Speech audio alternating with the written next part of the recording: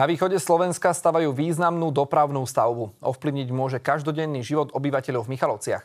Kým práce napredujú, stále zostáva otvorená otázka jej finálnej podoby.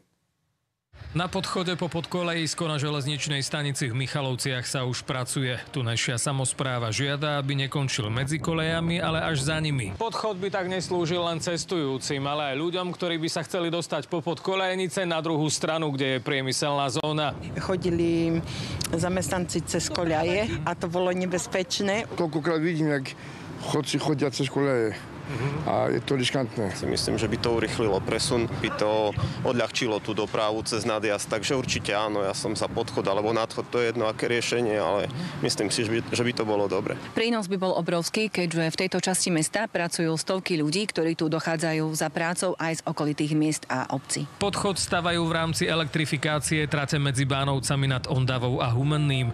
O tom, či ho predĺžia, aj to ako a kto ho bude financovať, zatiaľ ani jedna zo strán hovoriť nechce. V súvislosti s prebiehajúcimi rokovaniami na teraz predčasné hovoriť o nejakom konečnom spôsobe financovania alebo realizácie. Modernizáciu celého úseku železnice financujú z plánu obnovy a odolnosti.